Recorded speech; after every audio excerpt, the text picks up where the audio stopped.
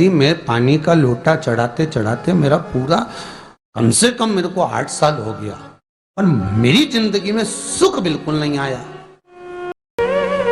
हमने कहा तूने कैसे चढ़ाया, वो भी तो सुने। तो क्या कैसे, क्या स्नान करा और मंदिर जाके लोटा चढ़ाया पानी का। अच्छा, अब मैंने कहा तू चुप रहे। उसके पति, यहीं की इसी ऑफिस की बात है, भवानी मंडी से, उसके पति से पूछा, हाँ जी वर्मा जी सही बताओ पत्नी लोटा कैसे चढ़ाई। गुरुजी ना जाने कहाँ के महाराज के चक्कर में पड़ी, लोटा भर के पानी चढ़ाने जाए, नहाने के बाद बच्चा इतना सा रो रहा, चिल्ला रहा, पर उसको टच तक नहीं करे, किसी चीज के नहीं छुए, और बिल्कुल कोरी की कोरी साड़ी पहने, धुली हुई, पहले ही बाथरूम में टांग के धर दे, उसको कोई छू नहीं सकता, टाविल टच नहीं कर सकता, और ऐसी जाके शंकर जी के फिर लोटा चढ़ाए। मंदिर में अगर किसी ने छू लिया तो वापिस आ जाए, नहाए धोए फिर जाए। मैंने कहा बस अब तो तू ऐसी जिंदगी भर चढ़ाती रहे तो भोलेनाथ आएगा ही।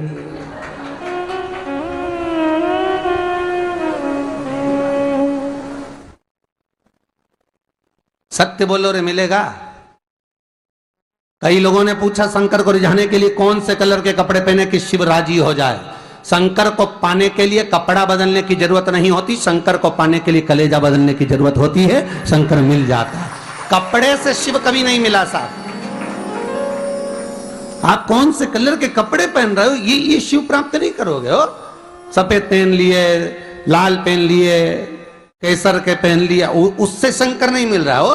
बहुत सारी रुद्राक्ष की माला धारण कर ली, हाथ में भी खूब सारा रुद्राक्ष पहन लिया, यहां पर भी पहन लिया, कान में भी रुद्राक्ष धारण कर लिया, जटा पे भी रुद्राक्ष लगा लिया, उससे शिव नहीं मिलने वाला हो।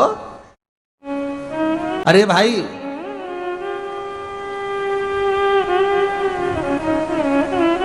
किसके पास में जा रहे हो आप जल चढ़ाने के लिए?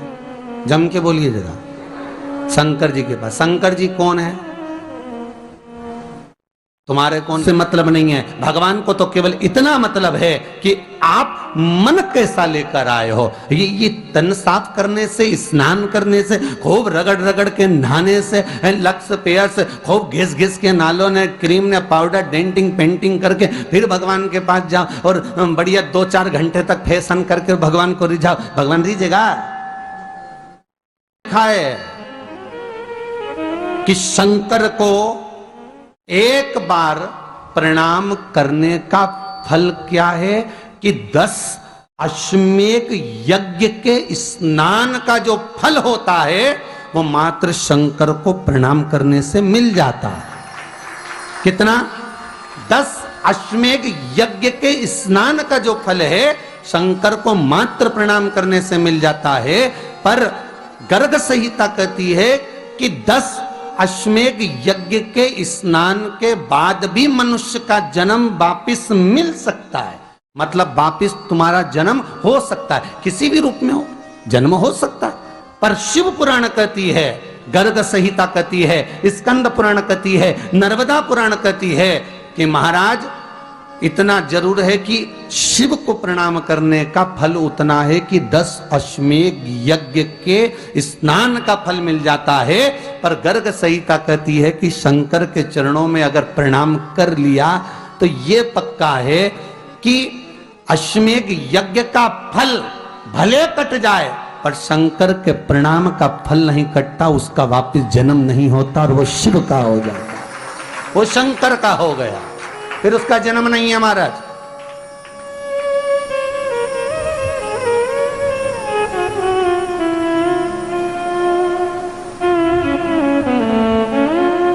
पति से कहा चलना मंदिर। पति बोला नहा लिया एक बार तो दूसरी बार फिर से नहा लो।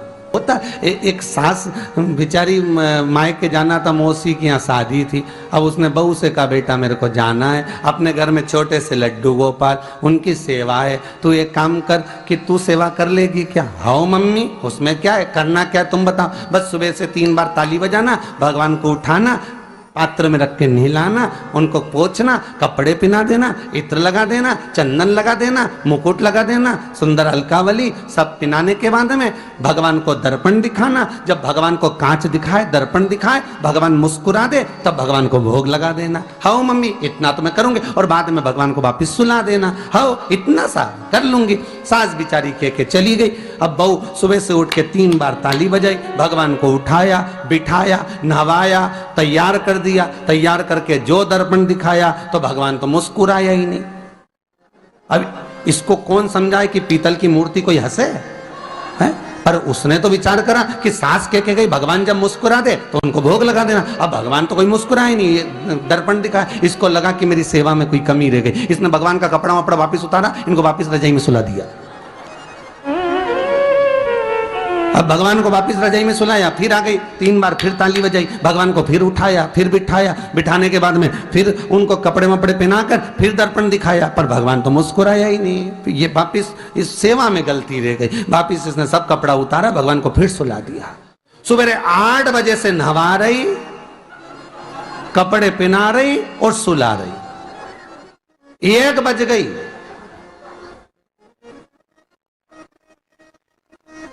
कुछ गलती रह गई होगी अपने सास के गई। अब की बार फिर भगवान को नहवाया। भगवान भी मन में सोचे नहवाई नहवा रही, खवा तो कछु ना रही। 28 बार नहवा दिया। इसके बाप का क्या जाए, 29 बार भी नहवा देगी। सर्दी होगी तो हमको होगी, इसका क्या जाए। नहवा ही रही है और खवाती कुछ नहीं, फिर सुला देती है, फिर ताली बजा। अब क्या फिर आ गई और 29वीं बार फिर बैठ गई और फिर भगवान को नहवाया, कपड़े पहनाया और पहनाने के बाद भगवान का श्रृंगार करके जैसे ही दर्पण उठाया, उठा के जो भगवान को दिखाने लगी, भगवान ने मन में सोचा अब की बार तो हंसी दूंगा, चाहे कुछ भी हो जाए। और भगवान दोनों दांत दिखा दिए। जैसे ही भगवान ने दांत दिखाया, इसने दर्पण रखा और जल्दी से भोग लाई, भगवान के जिमाया। भगवान के जिमाया, जिमने के बाद भगवान को फिर वापस सुला दिया। अब ये सुबह से जैसे ही आए तो भगवान पहले ही मुस्कुरा के, क्योंकि भगवान को मालूम है नवाएगी 25 बार का मतलब उससे चंद हंसी दो, हंसने में क्या जाता। तो भगवान पहले से मुस्कुरा के बैठ जाए। अब एक दिन सास आ गई। सास ने कहा बहू अब सेवा मैं कर लूंगी। हाँ मम्मी कर लो। मम्मी सेवा करने बैठी। मम्मी ने भी स्नान कराया, श्रृंगार करा, कपड़े पहनाए, मुकुट लगाया। सब लगाने के बाद जैसे ही सास कांच दिखाने के लिए दर्पण को उठाई, इतने में से मूर्ति में से आवाज आई, दर्पण तो तेरी बहू दिखाएगी, उसको बुला दे, बहुत जोरदार दिखाती, वो दिखा सकती, तू वापिस धर दे दर्पण, तेरे बस का नहीं। भगवान को भी लगा कि भैया सामने अब इसमें कोई दिखावा था क्या? प्रेम, वात्सल्य था। भगवान भक्ति के बल पर ही था। फिर बैठ गए पलंग पे, नाव वापिस नाते नाते चले, मंदिर पहुंच गए और राम बेलपत्तर तो घर धरी आई। जैसे ही बोली बेलपत्तर घर धरी आई, पति इसको घूर के देखा, 2 बार नवाया है और बेलपत्तर रखी आई घर। ये पति से कहती कि तुम लेने जाओ, उससे पति पहले ही बोल दिया था कि मेरा तो आज घुटना बहुत दुख रहा, बहुत घुटना दुख रहा। ये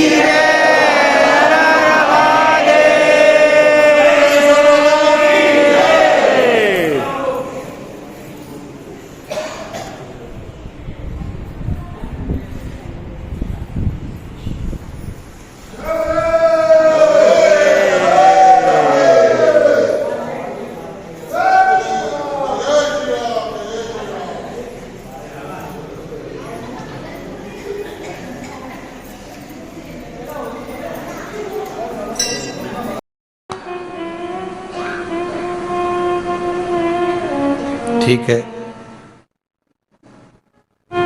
तुम बैठो, मैं आई अभी घर से। अब घर जाते जाते मालूम पड़े फिर कहीं का कोई छुआ गया तो नहाने बैठ गई।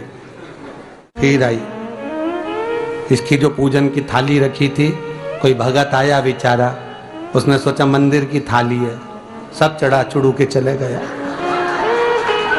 सब। पति से बोली तुमने अकेले ही पूजन कर ली, मैं तो करा ही नहीं। ये नंदी जहां बैठा उसके पास में बैठा, मैंने हाथ नहीं लगाया। तो ये सामान कौन चढ़ाया, इनकी आई थी, सब चढ़ा। तो कि शर्म नहीं आई, बेलपत्तर तो था ही नहीं। तो क्या सियोर वाला महाराज की कथा सुनी थी, शंकर जी पे से उठा लिया, धो के चढ़ा के वो गई, वो चली गई। शिव ये नहीं कह रहा कि तुम वस्तुएं बटोर कर लाओ, शंकर कहता तुम्हारे पास में मिल जाए तो समर्पित कर दो, नहीं मिले धोया, वापिस शिव को चढ़ा दिया, वापिस शंकर को समर्पित कर दिया। शिव स्वीकार करेंगे। 1 महीने तक भी एक बेलपत्र को धोकर शंकर को रोज चढ़ाते रहो तो भी शंकर स्वीकार करेंगे। उसमें भगवान ये नहीं सोचेंगे कि निर्माल्य है, स्वीकार करेंगे।